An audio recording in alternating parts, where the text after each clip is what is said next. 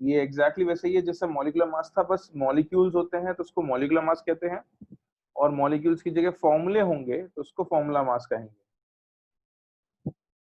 उज्जवल, आपकी पहली क्लास है, आज सुबह बैकअप हुआ था, आपने बैकअप ज्वाइन नहीं किया था क्या?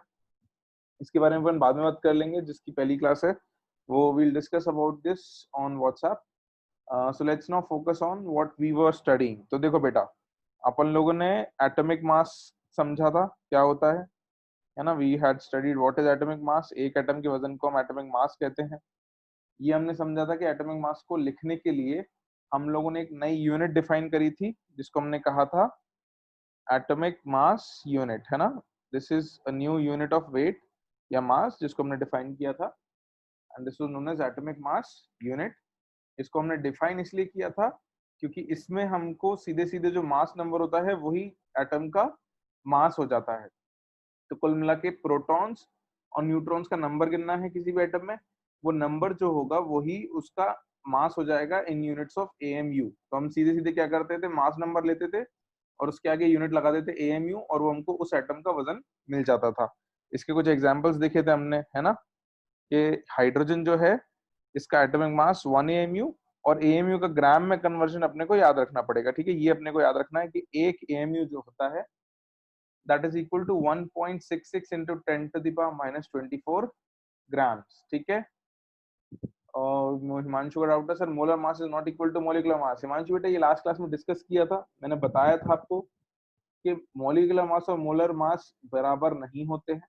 मोलर मास तो मैंने अभी आपको पढ़ाया ही नहीं है, हम जब मोलर मास पे आएंगे तब हम इसकी बात करेंगे। ऑलराइट, अभी हमने सिर्फ एटॉमिक मास पढ़ा था लास्ट लेक्चर में, और फिर हमने मॉलिक्यूलर मास पढ़ा था कि जैसे एटम्स का वजन होता है, एक एटम का जो वजन होगा उसको एटॉमिक मास कहेंगे, ऐसे ही एक मॉलिक्यूल का जो वजन होगा उसको हम मॉलिक्यूलर मास कहते हैं। इसको फाइंड करने का भी तरीका बहुत सिंपल है, टोटल नंबर ऑफ या मास नंबर मॉलिक्यूल का पता कर लो, उस मास नंबर के आगे एमयू लगा दोगे तो आपको क्लियरली समझ में आ जाएगा।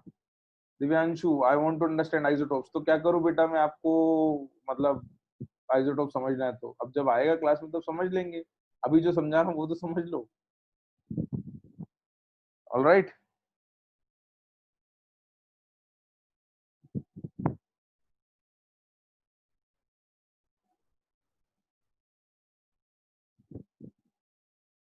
चलो, तो अब हमको ये समझना था कि फॉर्मूला मास क्या है।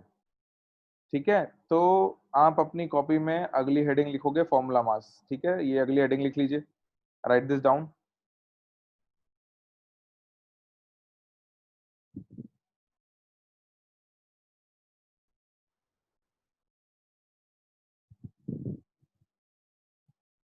हेडिंग लिख ली सब लोगों ने? अब उसमें आपको क्या करना है, पहले मैं समझा देता हूँ फिर अपन लोग लिखेंगे। तो क्या होता है, जैसे ये जो है आपको एक स्ट्रक्चर दिख रहा है, ये स्ट्रक्चर्स अपन लोग क्लास 12th में पढ़ेंगे डिटेल में कि आयनिक कंपाउंड्स जो होते हैं उनके सॉलिड स्टेट स्ट्रक्चर्स कैसे होते हैं। तो क्या होता है कि जब पानी अपन लेते हैं तो पानी का तो एक अकेला मॉलिक्यूल एग्जिस्ट करता है ना, यू हैव H2O मॉलिक्यूल। ठीक है, ये अलग अलग डिस्क्रीट मॉलिक्यूल्स होते हैं, डिस्क्रीट मतलब अलग अलग, एक H2O मॉलिक्यूल, दूसरा H2O मॉलिक्यूल, तीसरा H2O, चौथा, पांचवा, ऐसे बहुत सारे अलग अलग आपको H2O मॉलिक्यूल्स सेपरेटली मिल सकते हैं। एक अकेले मॉलिक्यूल की इंडिपेंडेंट एग्जिस्टेंस हो सकती है। NaCl के केस में बेटा ऐसा कोई मॉलिक्यूल नहीं होता। ठीक है, आयनिक कंपाउंड्स में कोई मॉलिक्यूल नहीं होते हैं, उनमें क्या होता है, बहुत सारे आयंस होते हैं। तो ये स्ट्रक्चर क्या बताता है, मैं इसको 2D में बना के बता देता हूँ। What the structure says is कि आपके पास एक Na प्लस है, फिर एक Cl माइनस है, फिर एक Na प्लस, फिर एक Cl माइनस, और एक कंटिन्यूएशन में सॉलिड स्टेट में रखे रहते हैं, Cl माइनस, Na प्लस, तो अब मैं नेगेटिव पॉजिटिव, Na प्लस को पॉजिटिव से लिख रहा हूँ और Cl माइनस को नेगेटिव से।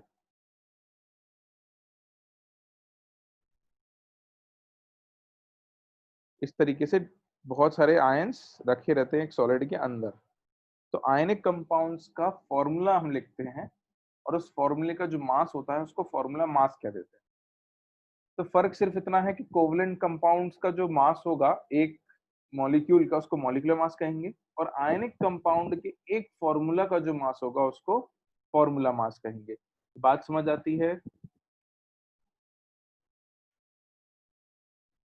वेरी गुड, है ना। एक ही चीज है, मॉलिक्यूल के लिए जैसे मॉलिक्यूलर मास निकालते हैं वैसे ही आयनिक कंपाउंड के लिए फॉर्मूला मास निकालेंगे, और कोई फर्क नहीं है, कैलकुलेशन बिल्कुल वैसी ही है जैसे हमने कल करा था पिछले लेक्चर में, कोई डिफरेंस नहीं आएगा, सिर्फ नाम में फर्क है, तरीका बिल्कुल एक जैसा ही रहेगा। इसको हम अप्लाई करके देख लेते हैं, है ना, कि आयनिक कंपाउंड्स पे फॉर्मूला मास कैसे निकाला जाता है। तो देखो मैंने यहाँ पर कुछ रेफरेंस आपको ऑलरेडी दे दिए हैं। सोडियम का फॉर्मूला, क्लोरीन का, ऑक्सीजन, हाइड्रोजन और कार्बन, ये ऑलरेडी आपको दे रखा है एलिमेंट्स के सिंबल, ठीक है। अब आपको ये बताना है कि NaCl का फॉर्मूला मास जो है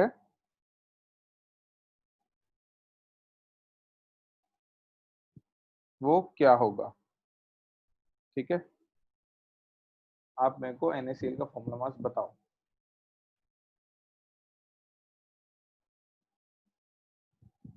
चलो वेरी गुड, काफी लोगों का आंसर आने लगा है।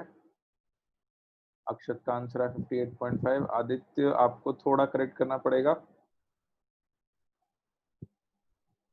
Very good very good, most of you have got it right. Unit क्या लिखेंगे बेटा? हाँ, कुछ लोगों ने यूनिट भी लिखी है, AMU। Very good very good. तो जब मास पूछा है तो हम AMU के साथ लिखेंगे, बाकी ये कि कैलकुलेशन करते वक्त हम यूनिट भले ही ना लिखे, बट याद रखना है कि आंसर AMU या U में आएगा। तो करना कैसे है, बहुत सिंपल सी बात है। NaCl में एक Na है और एक Cl है, Na प्लस और Cl माइनस। सोडियम का वजन यहाँ से दिख रहा है 23 और Cl का 35.5, तो you have to add 23 plus 35.5 which is 58.5 AMU. All right, exactly like we used to do it for molecular mass, सिर्फ नाम का फर्क और कोई फर्क नहीं। ये समझ में आता है? तो अब आप क्या करोगे, ऊपर रेफरेंस का यूज करके NaOH का और CaCO3 का वैल्यू निकालो, फिर मैं आपको लिखने के लिए भी टाइम दे दूंगा कि क्या लिखना है, ठीक है।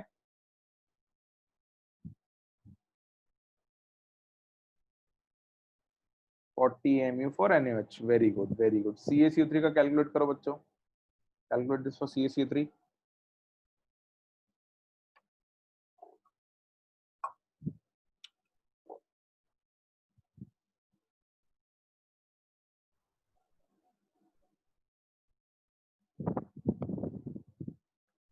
काफी लोगों ने सही किया है, कुछ लोगों ने थोड़ा गड़बड़ किया है।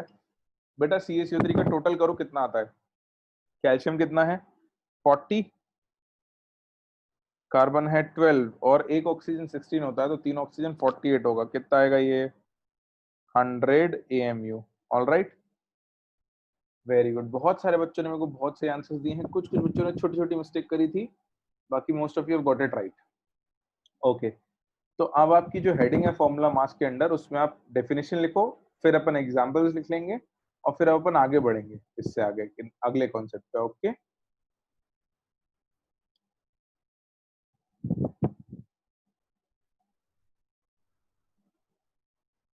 लिखो फॉर्मूला मास में,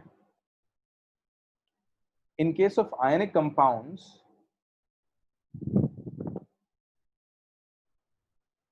in case of ionic compounds,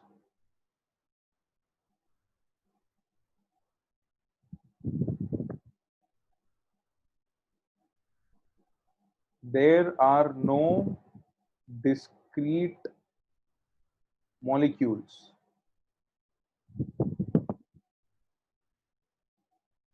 There are no discrete molecules. Instead,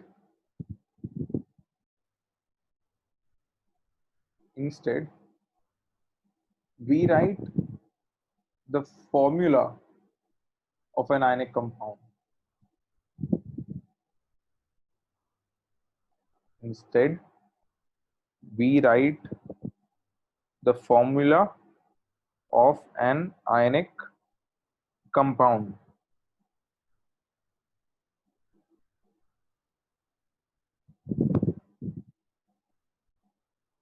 full stop. Next line से, the mass of one such formula unit, the mass of one such formula unit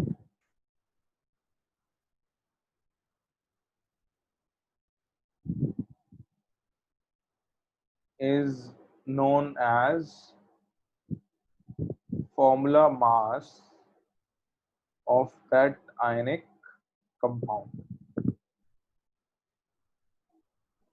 is known as formula mass of that ionic compound. Example,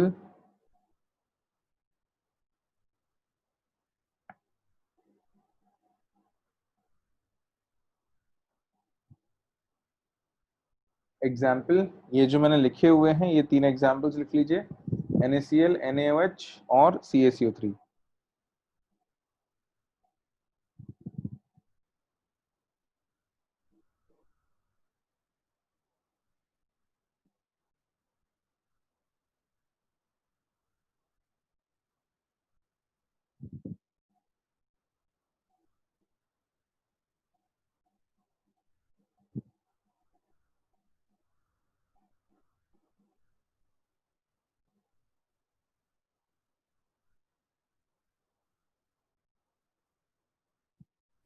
NaCl, NaOH और CaCO3।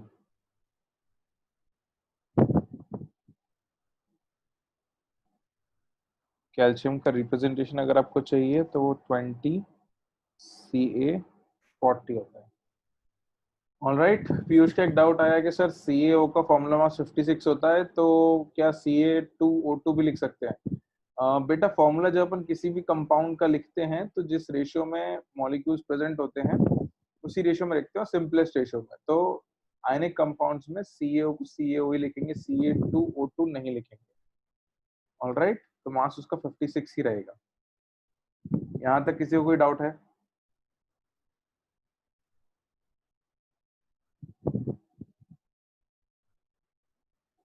नहीं है, very good very good. चलो तो अब अपन इसको आगे use करते हैं। तो अब मोलर मास, जो कुछ लोगों का डाउट था कि सर मोलर मास और मॉलिक्यूलर मास में क्या रिलेशन है, और मतलब मोलर मास सेम होता है क्या मॉलिक्यूलर मास से, तो पहले समझते हैं मोलर मास कैसे आएगा, कैलकुलेट कैसे करेंगे और क्या होगा, है ना। तो मैंने स्क्रीन पे एक क्वेश्चन लिखा हुआ है बेटा कि if weight of one banana is 100 gram then what is the weight of 1 dozen banana, पहला पार्ट।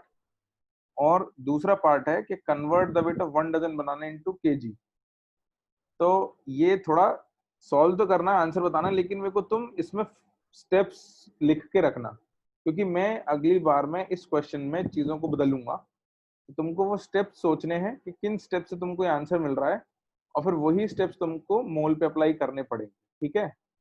बिल्कुल यूनिटरी मेथड ही यूज कर रहे हैं, बट अब यूनिटरी मेथड एटम पे यूज करना। बनाना तो क्या तुम इमेजिन बहुत जल्दी कर लेते हो, डजनों बनाना बहुत जल्दी इमेजिन होता है, बट डजनों बनाने की जगह मोल और एटम आएंगे तो दिक्कत हो जाएगी। आंसर आपने सही निकाला, सही बात है। 1 डजन बनाना का वेट आ जाएगा 1200 ग्राम्स, और फिर इसको कन्वर्ट कर देंगे अपन केजी में। इसमें डाउट तो नहीं है ना किसी को? मतलब ये तो मैं सॉल्व नहीं करना चाहता स्क्रीन पे, हाँ, है ना। ये तो मतलब हद हो जाएगी अगर ये स्क्रीन सॉल्व करना पड़ेगा तो। चलो तो अब अपन क्या करेंगे, अब अपन सेम लॉजिक यूज करना है, लॉजिक में कोई डिफरेंस नहीं आएगा, अब बस बनाना हटेगा और डजन हटेगा। तो वेट ऑफ वन आर्गन लिख देते ना, मैंने ऊपर स्क्रीन पे आपके लिए आर्गन लिख रखा है। आर्गन 1840 इज, क्या लिख दूं बेटा यहाँ पे, क्या लिखूं, 40 क्या ग्राम AMU क्या, 18 AR 40 का, एक AR का कितना वजन होगा, 40 AMU। Very good, this is 40 AMU। Then अब आपको क्या करना है, what is the weight of one,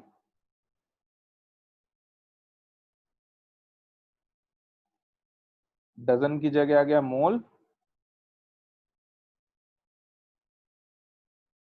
of argon atoms, है ना, और बनाने की जगह आर्गन।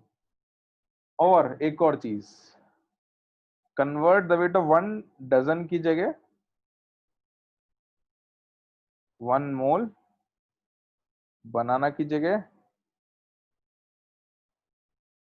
आर्गन एटम्स, और यहाँ केजी की जगह ग्राम। ये सवाल है। अब इसका आंसर मेरे को बताओ तुम, ठीक है। वैल्यू एग्जैक्ट मत बताओ, मल्टीप्लिकेशन किस किस का करना रहेगा ये बता दो।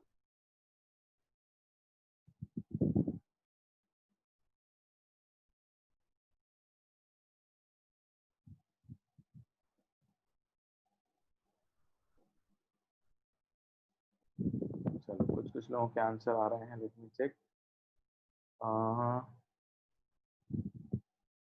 14 टू Na, दीपक का आंसर आया। वैल्यू तो सही है, इसकी यूनिट क्या होगी? 24, वैभव ने बोला 240.88 AMU। नहीं वैभव, अर्नव बोल रहा है 40 ग्राम। ये कैसे आया अर्नव? सौरभ बोल रहा है 40 इंटू एवोगेड्रोस नंबर। बात तो सही है, यूनिट क्या आएगी? 40 इंटू एवोगेड्रोस नंबर किस यूनिट में आएगा?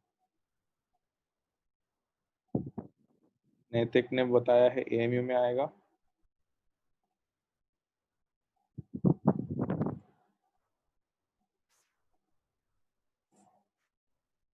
कुछ लोगों को डाउट है वेट या मास। बेटा अपन जब मोल कॉन्स्टेंट में बात कर रहे हैं वेट या मास, अभी अपन जी से मल्टीप्लाई नहीं कर रहे हैं।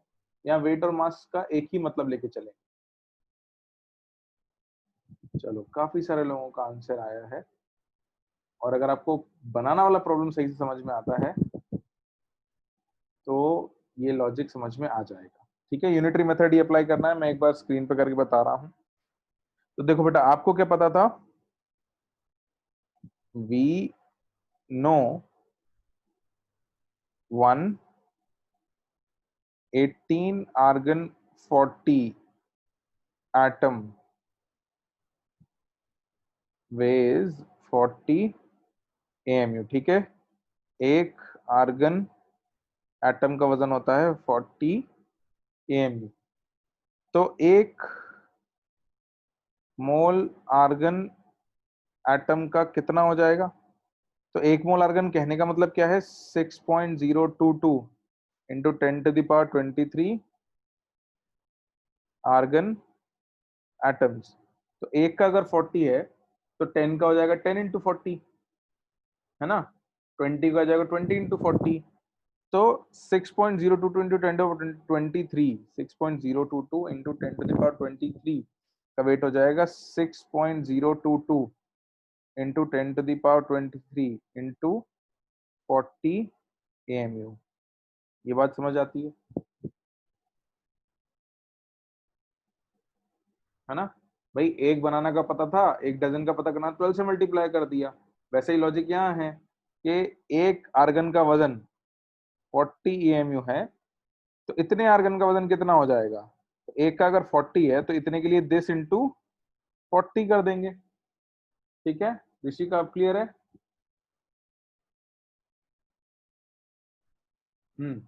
अब देखो, इसके बाद जब मैं तुमसे एक बात और पूछी थी कि बनाना का वजन अपने को किस में कन्वर्ट करना था? ग्राम से किलोग्राम में, है ना। सब लोग एक सेकंड रुक जाओ, इसको थोड़ा सा ध्यान से सुन लो, क्योंकि ये चीज हम एक ही बार करेंगे, बार बार इसलिए नहीं करेंगे क्योंकि हमको जरूरत नहीं पड़ेगी। और यहां से आपको समझ में आएगा कि मोल को 6.022 इंटू 10⁻23 ही क्यों लिया गया।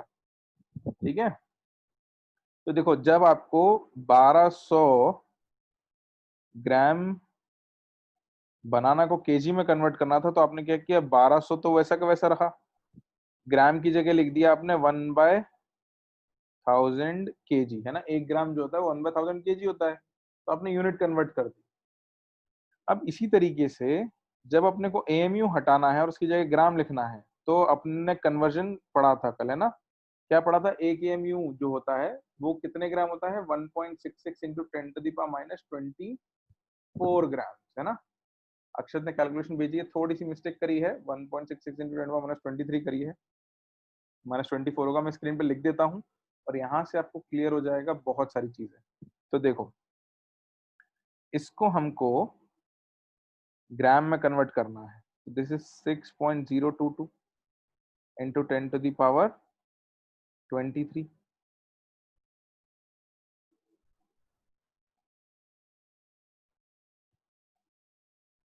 10⁻23 इंटू 40। और अब एएमयू की जगह हम लिखेंगे 1.66 इंटू 10⁻24 ग्राम। अब बेटा देखो, यहाँ ये बात थोड़ा ध्यान से सुनना। हम ये एक मोल की वैल्यू होती है और ये वैल्यू होती है एएमयू की ग्राम में। जब आप इन दोनों को मल्टीप्लाई करोगे ना, इन दोनों का मल्टीप्लीकेशन आएगा 1। 6.022 into 10⁻23 is equal to inverse of, Divyanshu why, मतलब हद है, मल्टीप्लाई करके देख लो यार, 1 आ जाएगा। कैसी बात कर रहे हो कि क्यों आ रहा है 1? बाकी वो आता क्यों 1 वही बता देता हूँ। ये जो नंबर है, this is inverse of this number, है ना। 1.66 इंटू 10⁻24 का इनवर्स जो होता है वो 1 मोल की वैल्यू उससे आती है। अब वो क्यों आती है वो कभी और बात कर लेंगे ना, वो ऐसा क्यों आ गया। तो वो डिफाइन इस तरीके से किया गया है कि वो एक दूसरे के इनवर्स आए, ठीक है। हमने मोल भी हमने डिफाइन किया है और एएमयू भी हमने डिफाइन किया है। और अगर तुमने थोड़ा, अच्छा चलो, क्योंकि ये सवाल पूछ लिया गया बच्चों, ये वैल्यू इनवर्स क्यों आ रही है, क्योंकि हमने दोनों डेफिनेशन कार्बन 12 पे लगाई है। याद है आपको, मोल में लिखा था कि कितने पार्टिकल हैं 12 ग्राम कार्बन 12 में, उसको 1 मोल कहा था। और 1/12 ऑफ कार्बन 12 को हमने एएमयू कहा था। तो हमने जानबूझ के रिलेशन ऐसी बनाई है कि ये जो नंबर्स आए इनका मल्टीप्लीकेशन 1 है। इसलिए हम फ्यूचर में ये मल्टीप्लीकेशन बार बार नहीं करेंगे, इससे हमको डायरेक्ट रिजल्ट मिलेगा जो हम यूज करेंगे। लेकिन फर्क समझना बेटा, एएमयू और ग्राम में बहुत बड़ा फर्क होता है। एक अकेले एलिमेंट का वजन, एटम का वजन जो होगा वो 40 एएमयू है यहाँ पे, लेकिन एक मोल 40 एएमयू नहीं होगा, वो 40 ग्राम हो जाएगा, ठीक है। तो this value comes out to be 4040 gram, ठीक है। करण को केमिस्ट्री मॉड्यूल की पड़ी है, हाँ बेटा भेज दूंगा ग्रुप पे, तुम ग्रुप पे मैसेज डाल देना। अभी तो जो समझा रहा हूँ वो तो समझ लो। वंश पूछ रहा है यूनिटरी मेथड क्या है। बेटा ये लॉजिक कि एक में दो होते हैं तो दो में चार होंगे, इसको यूनिटरी मेथड कहते हैं, है ना। ये जो अपन ने यूज किया कि एक का वजन अगर 40 है तो 10 का वजन 400 हो जाएगा, तो इतने का वजन कितना हो जाएगा, this into 40, this is unitary method. तो अब देखो, इस पूरी एक्सरसाइज से अपने को समझना क्या है कि अगर मुझे किसी भी चीज का एटॉमिक मास पता है तो उसका मोलर मास भी मैं डायरेक्टली लिख सकता हूं, ठीक है। हम लोगों की लाइफ आसान करने के लिए ये चीज ऑलरेडी सेट ऐसी की गई है। हाँ बेटा आदित्य, मल्टीप्लाई करके तू कैलकुलेटर निकालेगा तो 0.999652 आएगा, क्योंकि तूने एग्जैक्ट वैल्यू नहीं ली है। 1 को 1.66 इंटू 10⁻24 से डिवाइड करो तो 6.022 समथिंग समथिंग इंटू 10⁻23 आएगा, ओके। इंपॉर्टेंट पॉइंट ये है बेटा कि ये सब चीजें जो डिफाइन की गई हैं ये इस तरीके से की गई हैं कि सिर्फ सिंबल अगर दिया हो, है ना, जैसे आर्गन का यहाँ सिंबल दिया था तुमको, इस सिंबल से मैं एटॉमिक मास भी बता सकता हूं बिना कैलकुलेशन करे, है ना, एएमयू की यूनिट्स में डेफिनेटली। और बिना कैलकुलेशन करे अब मुझे मोलर मास बताना भी आ गया, वो उतनी ही वैल्यू यूनिट ग्राम में आएगी। तुम कैलकुलेशन करोगे तो भी यहीं आओगे, लेकिन ये कैलकुलेशन इस तरीके से सेट किए हैं कि तुम्हारा एटॉमिक मास और मोलर मास यूनिट्स में तुम डायरेक्टली लिख सको without actually having to calculate them always. ये बात सबको समझ में आती है। अभी मेरे को मोलर मास आपको डिफाइन कराना है, उसको मैं और समझाऊंगा, लेकिन ये पर्टिकुलर एग्जांपल समझ में आ गया सबको। Very good, very good. प्रथम, या एक सेकेंड मुझे बताओ कि एक मोल का वजन एएमयू में कैसे आएगा, मतलब एक मोल का वजन कितना आएगा, ग्राम में आएगा कि एएमयू में आएगा, ये बताओ। मतलब लिखने को एएमयू में भी लिख सकता हूँ, है ना। कोई बोले कि सर मोल का वजन एएमयू में नहीं लिख सकते क्या, बिल्कुल लिख सकते हैं। ये लिखा था 1 मोल का वजन एएमयू में हमने, बट उसको 40 एएमयू नहीं कह सकते। फिर 40 अगर लिखोगे तो ग्राम ही होगा, है ना। तो अब क्या करोगे आप ये एग्जाम्पल लिखो, इसका कैलकुलेशन लिखो, और इस कैलकुलेशन के बाद मैं आपको मोलर मास समझाऊंगा, क्योंकि यहीं से मोलर मास की डेफिनेशन निकल के आएगी कि 1 मोल सब्सटेंस का जो वजन होगा वो मोलर मास हो जाएगा, या 6.02 इंटू 10⁻23 का जो वेट होगा वो मोलर मास हो जाएगा।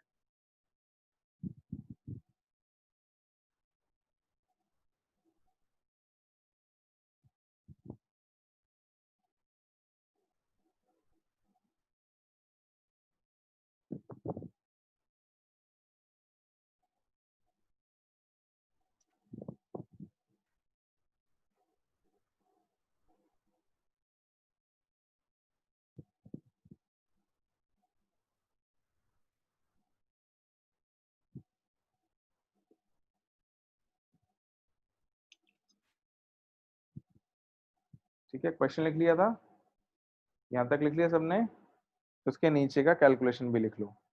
ठीक है, डेफिनेशन इसी तरीके से बनी है कि एएमयू और 1 मोल की वैल्यू एक दूसरे का इनवर्स हो। मैं वो भी लिखवा देता हूं तुमको, साइड में कहीं लिख लेना।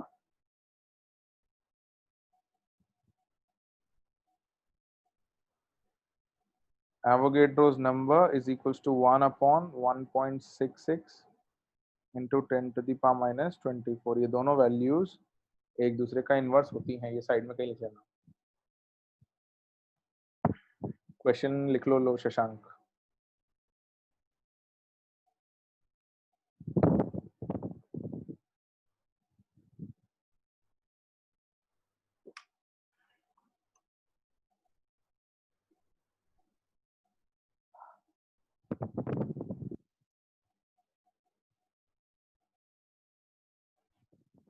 चलो, ये सबने नोट कर लिया, बहुत ही बढ़िया। अब अगली हेडिंग अपन लिखेंगे मोलर मास। अब देखो, हम लोगों ने एक तो तुम आगे आगे के सवाल पूछते हो, करण पूछ रहा है what is GM, gram atomic mass. बेटा ये लिखा तो है, मैंने पढ़ाऊंगा ना, ये लिखा है ग्राम एटॉमिक मास, रुको तो सही। दानिश पूछा मोलर मास में क्या होगा, सब पढ़ेंगे बेटा, रुको तो सही, one thing at a time. What I am telling you वो सुन लो, जो मैंने बता दिया है उसमें डाउट रह जाएगा तो मैं बताऊंगा ना, बट तुम सुनो तो सही। तो देखो मोलर मास की अपन बात करते हैं। देखो, मोलर मास एक जेनरिक टर्म है जिसका सिंपल सा मतलब है 1 मोल सब्सटेंस का वजन। अब वो 1 मोल सब्सटेंस एटम भी हो सकता है, 1 मोल सब्सटेंस मॉलिक्यूल भी हो सकता है, 1 मोल सब्सटेंस आयन भी हो सकता है, राइट। मैंने आप लोगों को कहा था कि 1 मोल पे कोई लिमिटेशन नहीं है कि मोल सिर्फ एटम का होगा या मॉलिक्यूल का होगा। 1 मोल एटम हो सकते हैं, 1 मोल मॉलिक्यूल हो सकते हैं, 1 मोल आयन हो सकते हैं। तो जब एटम का 1 मोल लेंगे उसका जो वजन आएगा उसको कहेंगे ग्राम एटॉमिक मास। तो ये तो वर्ड भी बहुत क्लियर सा है, एटॉमिक मास इन ग्राम्स जो है वो ग्राम एटॉमिक मास हो गया। जैसे आर्गन का एटॉमिक मास ग्राम्स में कितना था, 40 ग्राम, तो इसको ग्राम एटॉमिक मास कहेंगे। तो कंफ्यूज मत होना, मोलर मास एटम के लिए जब कहते हैं, एटम के लिए जब मोलर मास कहेंगे तो उसको ग्राम एटॉमिक मास कह सकते हैं। ये टर्म इसलिए बता रहा हूँ कि क्वेश्चन में कभी कभी भी मोलर मास की जगह बोल देंगे कि ग्राम एटॉमिक मास बताओ, और अगर वही मोलर मास मॉलिक्यूल के लिए निकालना है तो उसको लिख देंगे ग्राम मॉलिक्यूलर मास। तो फर्क सिर्फ इतना है कि किसके लिए निकालना है। एटम के लिए निकालना है मोलर मास तो ग्राम एटॉमिक मास, मॉलिक्यूल के निकालना है तो ग्राम मॉलिक्यूलर मास। ये बात समझ में आती है बेटा। तो आप उसको इसी तरीके से लिखो, मोलर मास और ब्रैकेट में ग्राम एटॉमिक मास और ग्राम मॉलिक्यूलर मास। उसके नीचे डेफिनेशन लिखी हुई है वो लिखो, एग्जाम्पल भी लिखे हुए हैं वो लिखो। फिर अपन इसको समझेंगे कि मॉलिक्यूल के लिए कैसे निकालेंगे और एटम के लिए कैसे निकालेंगे। ऑल राइट, लिखो इसको जल्दी।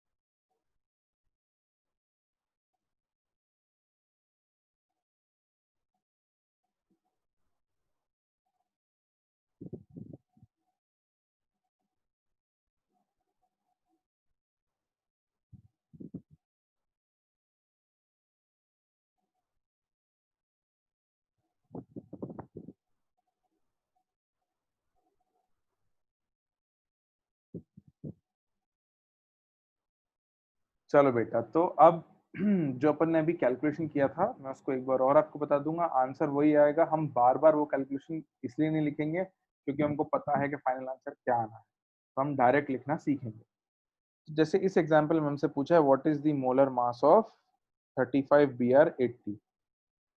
तो आइडियली मुझे हर बार सॉल्व करते वक्त क्या लिखना चाहिए कि फर्स्ट का अगर सॉल्यूशन लिखूं तो मुझे पता है कि since 1 Br atom weighs 80 AMU, therefore Na Br atoms will weigh 80 into Avogadro's number AMU, है ना। और फिर इसको ग्राम में कन्वर्ट करना है तो इसको कन्वर्ट कर देते हैं 80 इंटू Na इंटू 1.66 इंटू 10⁻⁻24 ग्राम। और ये अल्टीमेटली आना उतना ही है, कितना, 80 ग्राम। 1 मोल Br का वेट 80 ग्राम।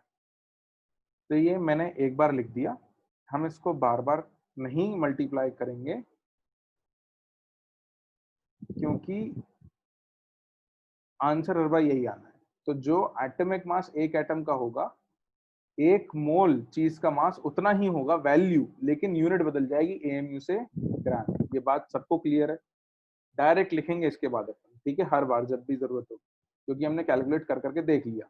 तो एक बार और ये सॉल्यूशन लिख लो इतना, जस्ट फॉर रेफरेंस।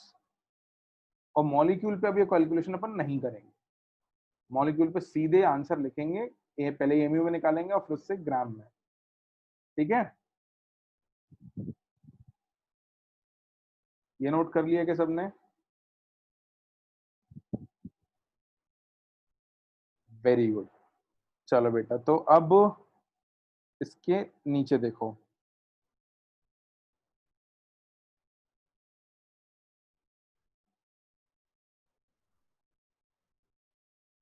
सेकंड का सॉल्यूशन। अब देखो, इसको शॉर्ट में आप कभी लिखना भी पड़े तो कैसे लिखोगे ना, ध्यान से देखना।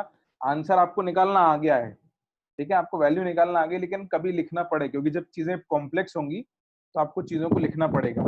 ऑल राइट, तो पहले सुन लो। आंसर मुझे पता है कि आपको पता है क्योंकि स्टेप सब मतलब सब शॉर्टकट हो गया है, लेकिन समझ लो पहले कि करना लिखना कैसे है अगर कभी लिखना पड़े तो, क्योंकि स्कूल में या सब्जेक्टिव पेपर आपको लिखना ही पड़ेगा।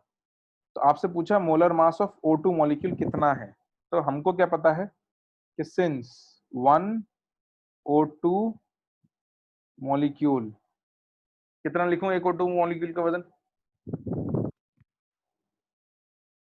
कितना लिखूं? हाँ, वेरी गुड।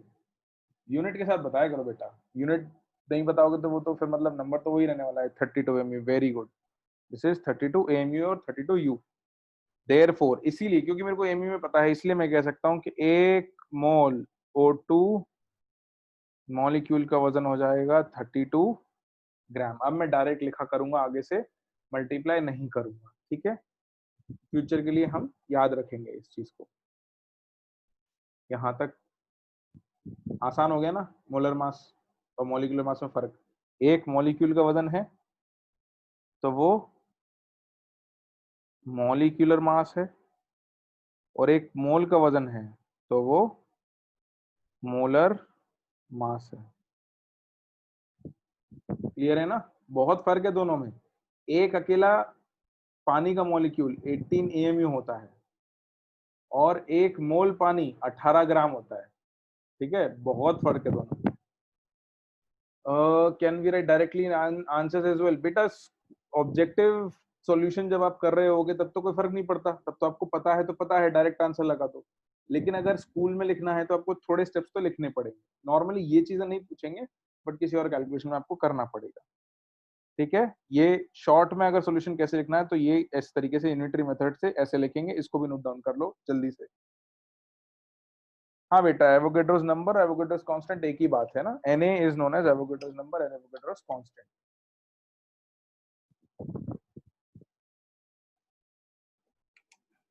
Very good.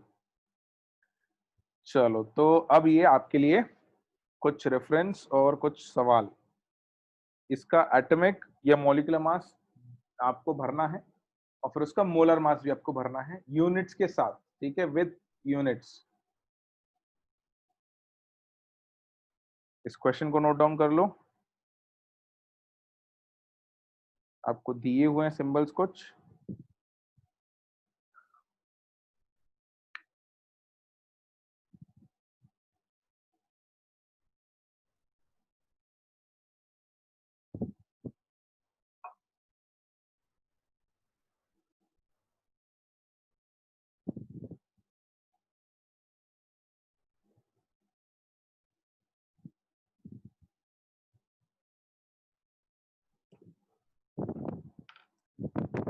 रक्षित, किसका मास नंबर नहीं दिख रहा बेटा आपको? लो,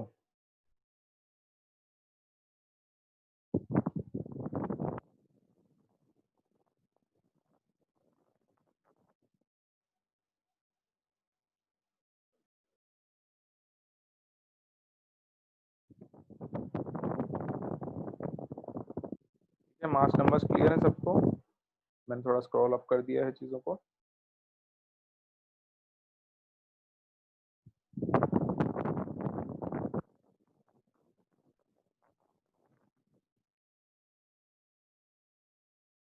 क्वेश्चन लिख लो, फिर मैं आप सबसे आंसर्स पूछूंगा एक एक करके, उसके पहले आंसर नहीं देना है और आंसर्स यूनिट के साथ देना, ठीक है?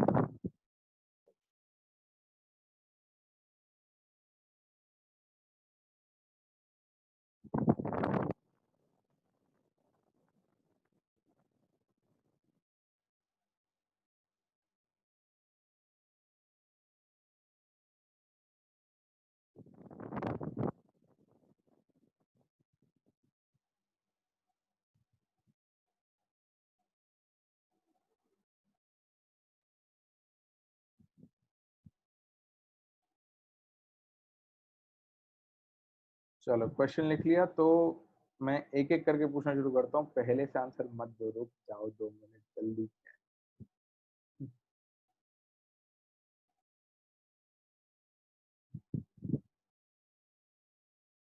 ठीक है, पहले H2 के आंसर्स लिखना तो शुरू कर दिए हैं, बाकी लोग भी बताते जाओ। हाँ, वेरी गुड। तो यहाँ आंसर आएगा 2U या 2 AMU, कुछ भी लिख सकते हो, और यहाँ आंसर आएगा 2 ग्राम्स, राइट? अब पानी के लिए बताओ क्या आएगा। बहुत ही बढ़िया, बहुत ही बढ़िया, मतलब वेट ही कर रहे थे ना मेरे बोलने का। This is 18 AMU and 18 grams. Next BeO के लिए, वेरी गुड। एक दो लोगों ने गड़बड़ करी है कुछ कुछ BeO में, बाकी लोगों ने सही किया है। You have 25 AMU and 25 grams. Helium के लिए, good good good, 4 AMU and 4 grams.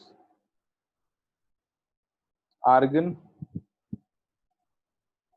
40, ये तो हमने अभी किया था ना, ये तो मतलब करा कराया सवाल हो गया आप लोगों के लिए। CH4, CH4 is 16 AMU and 16 grams। और एक लास्ट CH3COH, कितना आएगा कैलकुलेट करो। ये अब कैलकुलेट करना पड़ेगा ना इसकी, ये तो पहले दिखा ही नहीं था। करो करो कैलकुलेट करो कितना आता है।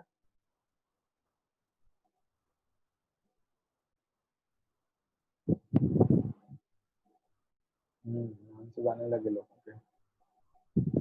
वेरी गुड ना, कैलकुलेट करके निकालोगे तो ये आएगा 60 AMU एंड 60 ग्राम्स। ऑलराइट, एक अकेले मॉलिक्यूल का वजन AMU में और एवोगेड्रोस नंबर के बराबर, Na के बराबर 6.02 इंटू 10⁻23 मॉलिक्यूल अगर ले लो तो उनका वजन 60 ग्राम्स। Very good. अब देखो बेटा, लॉजिक से हम एक फॉर्मूला और बनाएंगे, जैसे हमने पहले नंबर से मोल निकालने का फॉर्मूला बनाया था, अब हम मास से मोल निकालने का फॉर्मूला बनाएंगे, ठीक है। तो वापस बनाना वाला एग्जांपल ले आते हैं, उससे फॉर्मूला बनाएंगे अपन। तो अगर तुम बनाना पे फॉर्मूला बना लोगे तो एटम पे भी बन जाएगा, है ना। तो ये सवाल लिखो, टू कैलकुलेट मोल फ्रॉम मास। ये एक सवाल है, इसको करेंगे और फिर इसमें अपन डजन हटा के मोल लिखेंगे और बनाना हटा के मरकरी यूज कर लेंगे आगे चल के। हाँ बेटा लिखना है, इसको लिखो जल्दी फटाफट हेडिंग के साथ।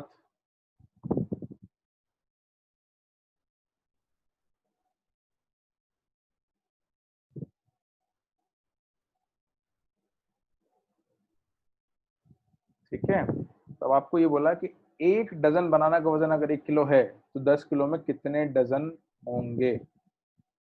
10 डजन। सही है, कैसे आया, क्या किया तुम लोगों ने। तो सर फॉर्मूला मत पूछे तो दिमाग से ऐसे ही आ जाता है। ये किया क्या, मतलब फॉर्मूला क्या अप्लाई किया, इसको किससे डिवाइड किया, यूनिटरी मेथड अप्लाई किया, है ना। लॉजिक अप्लाई किया, ठीक है। तो ये लॉजिक को लिखना पड़े, किसी को समझाना पड़े तो कैसे लिखोगे। हाँ तो लॉजिक तो समझाओ भाई, यूनिटरी मेथड सही है। चलो मैं लिख देता हूँ, आप लोगों को टाइप करने में दिक्कत आएगी, मैं लिख देता हूँ और मेरे को बताना कि ऐसे ही किया। तो क्वेश्चन में गिवन क्या है ना। गिवन है कि 1 kg is 1 dozen, 1 kilo 1 dozen है, यही दिया है ना। तो 10 kg जो है वो कितना होगा, तो अपन इसको लिख देते हैं x डजन। तो using unitary method x is equals to, इसको कह देते हैं गिवन मास, ठीक है। ये 10 kg तो गिवन मास हो गया, और इसको लिख देते हैं अपन 1 डजन है तो डजन का मास, ठीक है।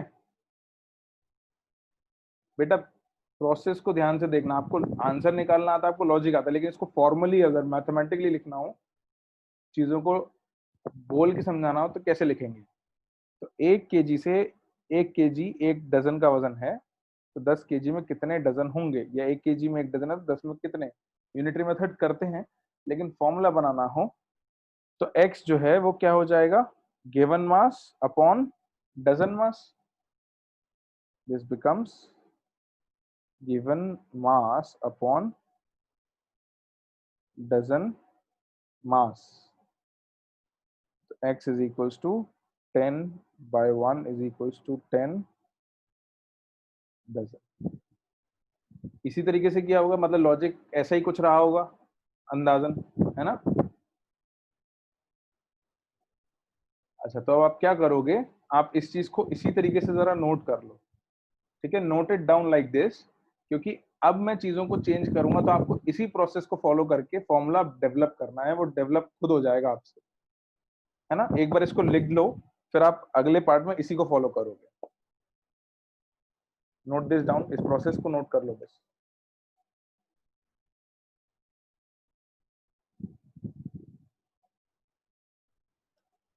Heading to calculate mole from mass लिखी थी अपन ने हेडिंग, ठीक है। इस फॉर्म में नोट कर लिया बच्चों। अब हम इसमें कुछ चेंजेस कर देते हैं। अब चेंजेस क्या करेंगे हम, ये 1 डजन हटाएंगे और बनाना हटाएंगे, और एक काम करते हैं, तुमको वेट से कंफ्यूजन होती है तो इसको लिखेंगे mass. If mass of 1 atom of Hg 80 200,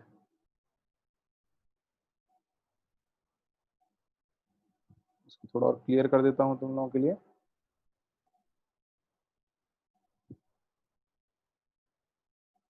Hg 80 200 is कितना हो जाएगा, यहाँ 1 kg की जगह क्या लिख दूं मैं, क्या लिख दूं जल्दी बताओ। एक एटम, हाँ 200 AMU is 200 AMU। Then find या चलो मैं तुमको कैलकुलेशन थोड़ा और आसान करता हूँ। एक एटम की जगह मैं आपको एक मोल का ही वेट सीधे सीधे देता हूँ। एक मोल अगर ले लें तो यहाँ एएमयू की जगह मैं क्या लिख दूं, 200। मोल लिख दिया तो 200 ग्राम हो गया। आपका एक स्टेप कैलकुलेशन का बच जाएगा। Then find the number of dozen की जगह अपने को फाइंड करने हैं मोल्स इन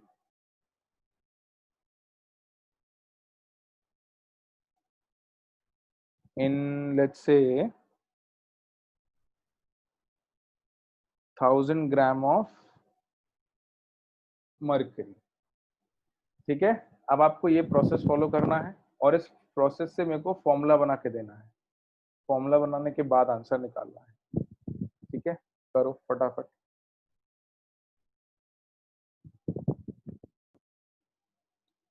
प्रोसेस भी आंसर अकेला नहीं चाहिए, आंसर की रेस में लग जाते हैं। 3 इडियट्स नहीं देखी क्या तुमने?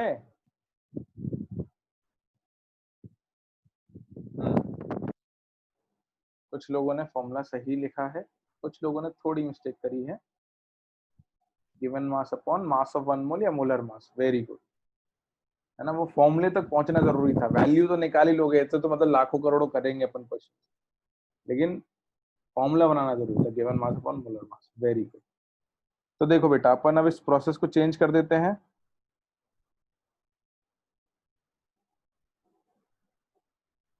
अब अपन लिख देंगे यहाँ पे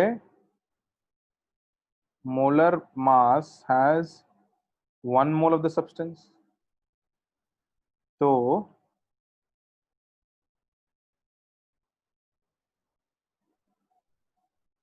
given mass will have x moles. हमको नहीं पता कितने moles.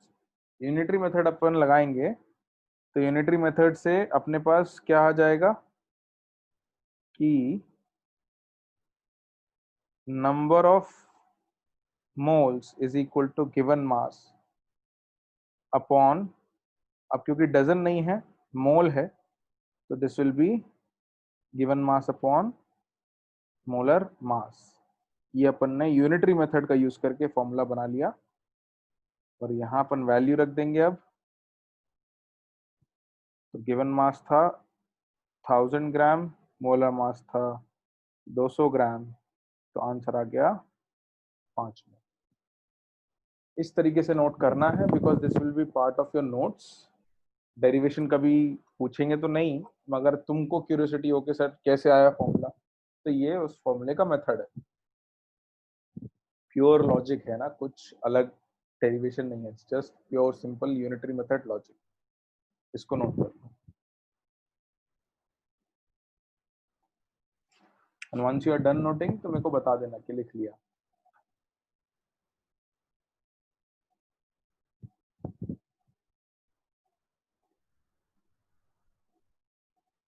Very good, very good. तो बस अब अपन एक्चुअल फॉर्मूला भी लिख लेते हैं बेटा। Number of moles is equals to total mass और given mass upon molar mass. ठीक है, एक तो ये फॉर्मूला हो गया। अच्छा, इसका जैसे अपन ने नंबर वाले फॉर्मूले को इंटर कन्वर्ट किया था कि मोल्स, नंबर से मोल्स आ सकते हैं और मोल से नंबर, याद है? नंबर ऑफ पार्टिकल्स पता है तो उससे मोल्स निकालते थे अपन, और अगर मोल्स दिए तो अपन ने नंबर ऑफ पार्टिकल के क्वेश्चन भी किए थे। वैसे ही यहाँ पे अगर मैं इस मोलर मास को इधर ले जाऊं, तो अगर मुझे मास दिया है उसको मोलर मास से डिवाइड करूंगा तो मोल्स आएंगे। अगर उल्टा है, मुझे मोल्स दिए हैं और मैं उसको मोलर मास से मल्टीप्लाई कर दूंगा, तो मेरे पास क्या आ जाएगा? Total mass. ठीक है, तो टोटल मास का फॉर्मूला भी अपन लिख लेते हैं। Total mass is equals to number of moles into molar mass. Number of moles into molar mass, ये और नोट डाउन कर लीजिए। तो जैसे नंबर से मोल्स और मोल से नंबर का रिलेशन आया था, अब अपने पास मास से मोल्स और मोल से मास का रिलेशन आ गया। अपने पास इंटर कन्वर्जन दोनों होगा।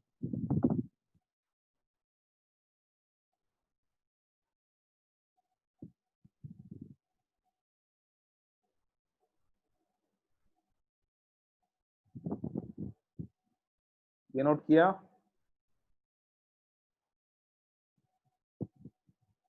किसी का बचा तो नहीं है नोट करने को अभी? चलो, तो अब अपन एक क्वेश्चन कर लेते हैं, या मैं आपको होमवर्क दे देता हूँ। ये क्वेश्चन क्वेश्चन लिखो।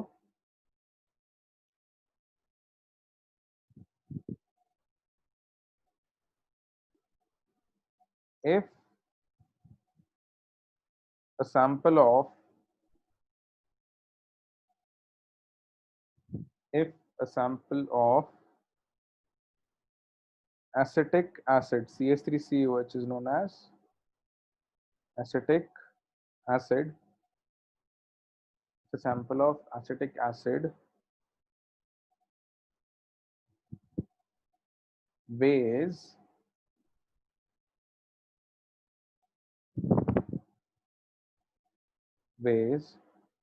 150 grams,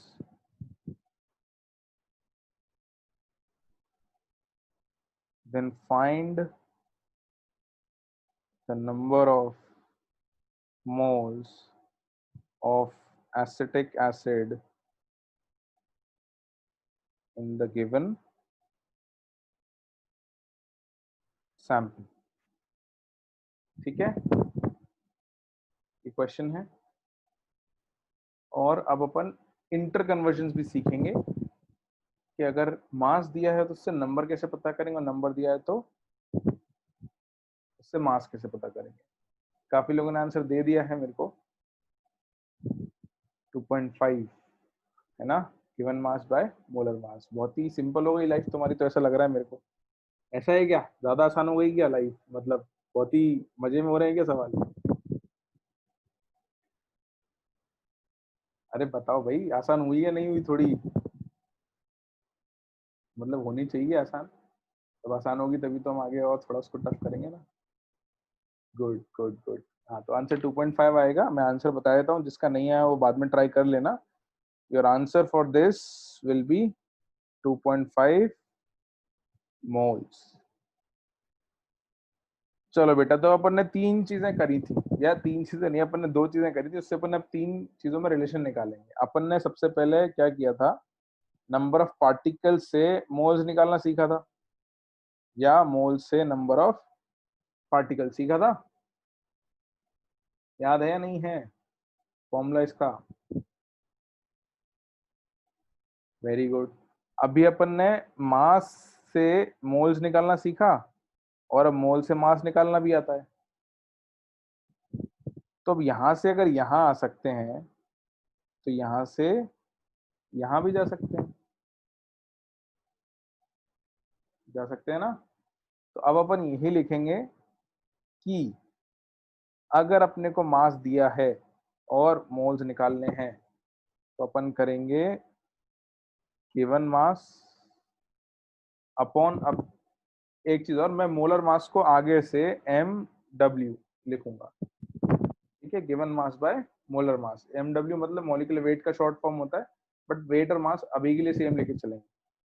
और अगर उल्टा करना होता है, मोल्स से मास पे जाना होता है, तो फॉर्मूला क्या लिखा था, मोल्स इनटू मोलर मास। इसी तरीके से जब नंबर ऑफ पार्टिकल्स से मोल्स पे आना होता था, तो क्या करते थे, number of particles upon Avogadro's number. तो मोल्स से अगर नंबर पे जाना है, तो यहाँ क्या करेंगे, मोल्स इनटू एवोगेड्रोस नंबर। तो ये अब अपने पास कन्वर्जन आ गया। अब इन तीनों में से कोई एक चीज दी हो, है ना, इस बात को ध्यान से सुनना, तीनों में से कोई भी एक चीज दी हो, ये या ये या ये, एक चीज पता है, तो हम बाकी दो चीजें भी पता कर सकते हैं। तो किसी क्वेश्चन में हमको क्या पता है, उससे हमको क्या क्या पता करना आता है, ये हमको हमेशा पता होना चाहिए। अगर ये नहीं पता होगा तो हमको क्वेश्चंस करने में दिक्कत होगी। अगर हमको समझ में आता है कि ये इन्फॉर्मेशन से मैं क्या क्या डिड्यूस कर सकता हूँ, तो क्वेश्चंस मुझसे आसानी से हो जाएंगे। यहाँ तक किसी को भी कोई डाउट है? नहीं है। तो जल्दी से इसको नोट कर लो जो मैंने स्क्रीन पे लिखा हुआ है, नोट दिस डाउन फटाफट बेटा।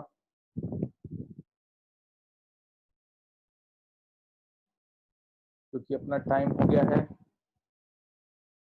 शशांक, मैंने समझाया था कि सोडियम क्लोराइड सिंगल एंटिटी में एग्जिस्ट नहीं करता है, वही तो इतना डायग्राम बना के समझाया था आपको कि NaCl ऐसा नहीं होता कि एक Na और एक Cl अलग से एग्जिस्ट कर रहे, ढेर सारे Na होते हैं, ढेर सारे Cl होते हैं और आपस में रखे होते हैं।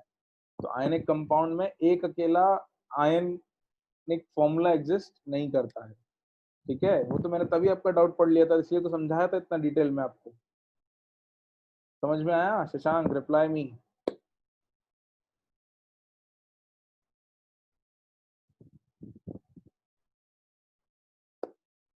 चलो बेटा, तो अपना क्लास का टाइम हो गया है। इसके बाद आपकी मैथ्स की डाउट है, क्या डाउट है ऋषिका, आपको क्या डाउट है जल्दी बताओ।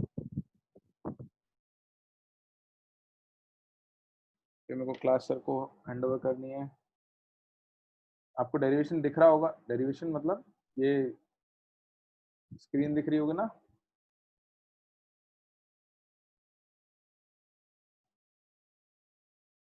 हाँ बेटा करण, यही बात है कि कार्बन 12 को इसलिए लिया गया है जिससे ज्यादातर एटम्स के वेट जो है वो इंटीजर्स में आए। और कार्बन को रेफरेंस लेने से ज्यादातर चीजें इंटीजर इंटीजर के पास आती हैं, जिनको राउंड ऑफ करना आसान होता है। डेरिवेशन में कौन से में डाउट है ऋषि का? एक काम करते हैं, आप अगली क्लास के लिए वो डाउट निकाल के रखना या मुझसे बाद में पूछ लेना, क्योंकि अभी मेरे को क्लास सर को हैंड ओवर करनी है। ठीक है उज्जवल, आपकी पहली क्लास है तो we'll arrange something for you, है ना। वील आप व्हाट्सएप ग्रुप में एडेड हो।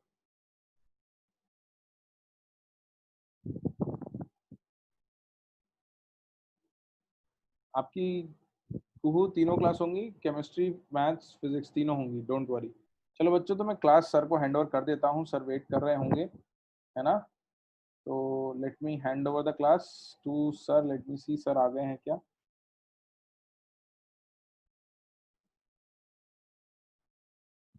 चलो आई थिंक सर आ तो गए थे, but there is some problem. अच्छा, आप लोगों को किसी को कोई डाउट हो तब तक तो पूछ लो, मैं पूछ लेता हूँ सर से, सर आ गए हैं क्या।